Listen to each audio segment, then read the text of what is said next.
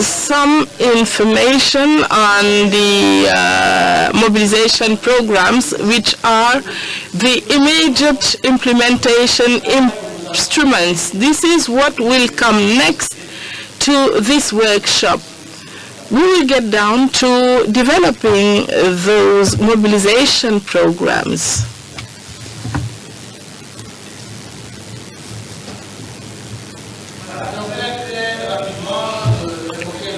So the layout is background and rationale, objectives and results, intervention fields, templates, and intervention modalities, and afterwards funding. For the background, this is a summary.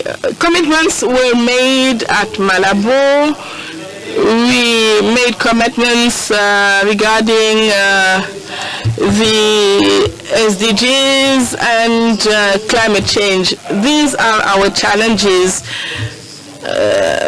in relation to investment programs. You know the SDGs, you know that there are 7 SDGs, but not all 17 SDGs relate to the agriculture sector.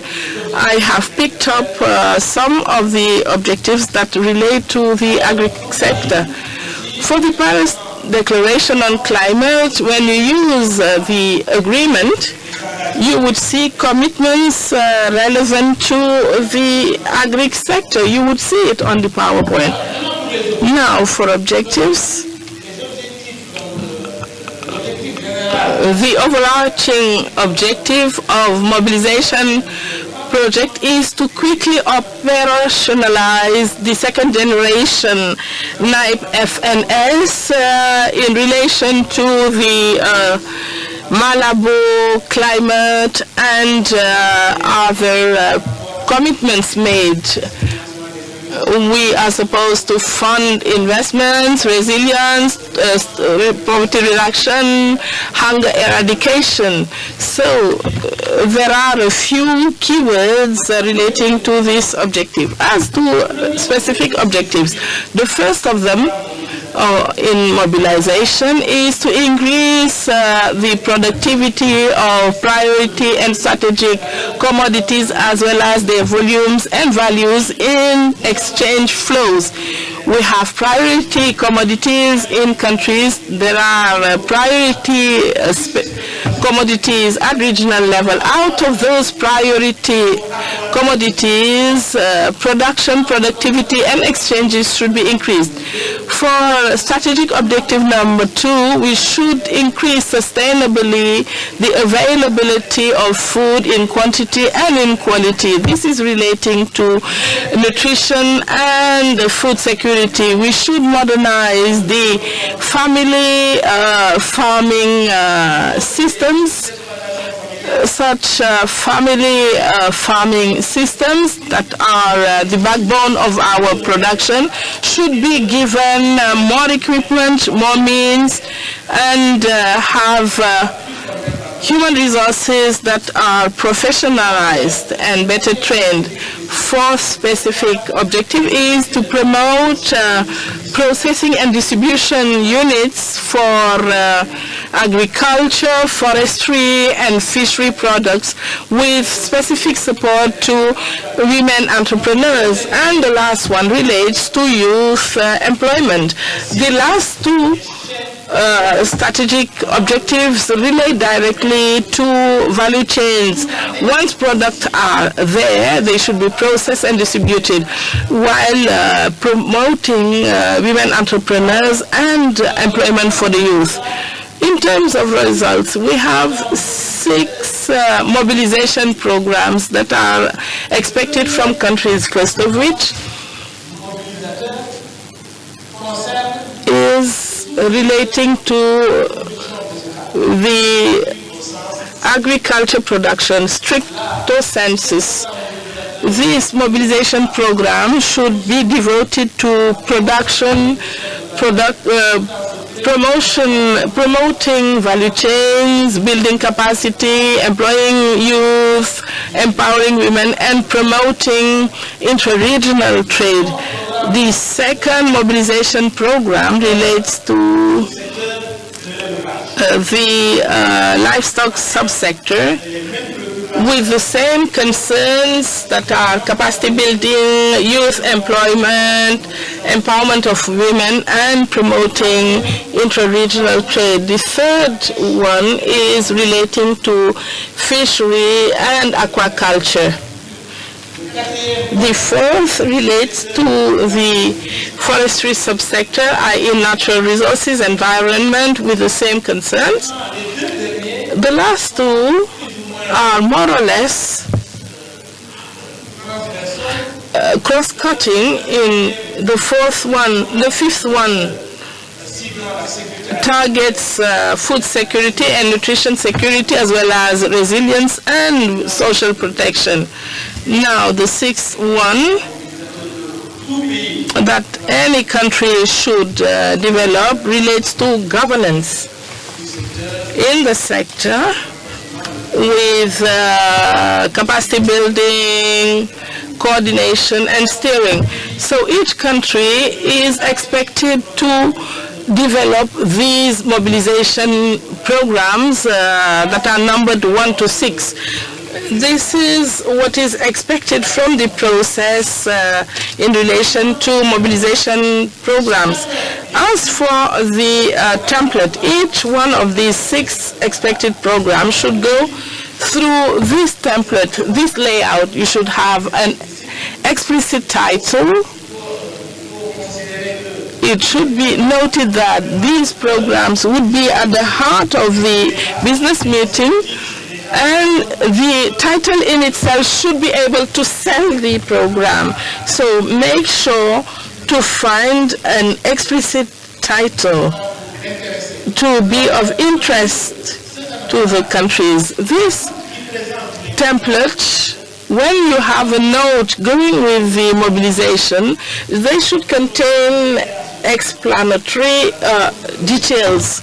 It should be the reference document to see what is expected from this executive summary, the background and rationale, objectives, expected results, financial analysis, and so on, as well as the improvement system and the results framework, and so on.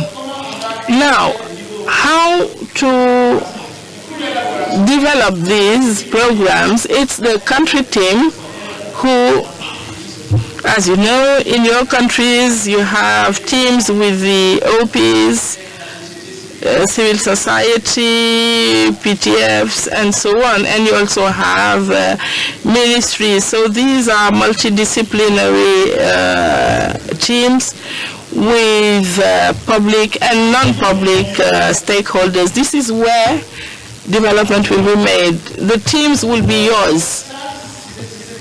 Since these teams will be the hands-on experts of the program preparation. As for the selection, it's the technical support group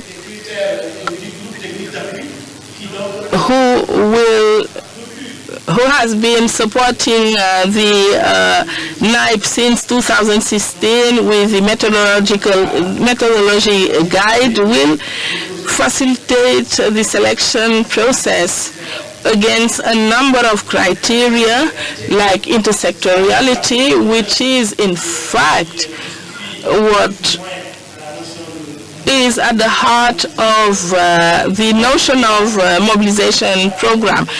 No stakeholder should be left out. That's the reason why the 4 subsectors are targeted, as well as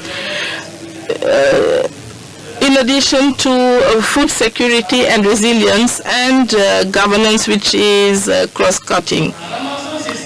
When you gather all these 6, none of the stakeholders who took part since 2016 in the process would be left out. Everybody will be on board of this mobilization program and be in a position to contribute to the emergence of the first impact, first effects, first results of the whole process.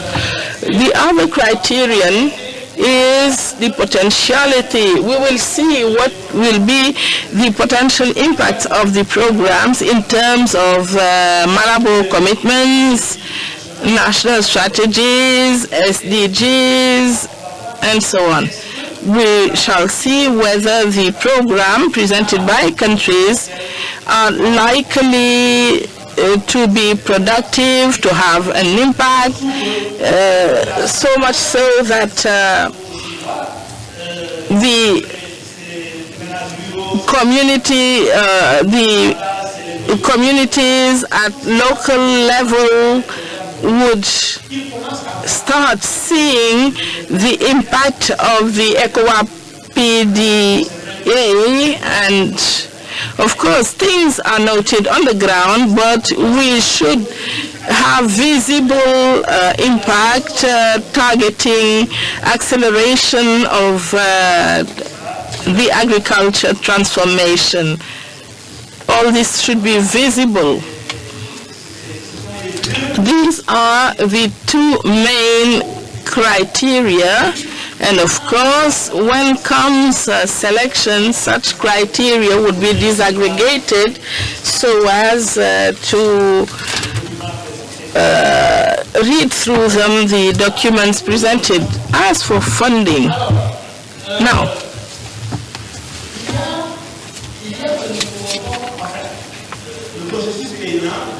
the NAIP process relies on two sources of funding.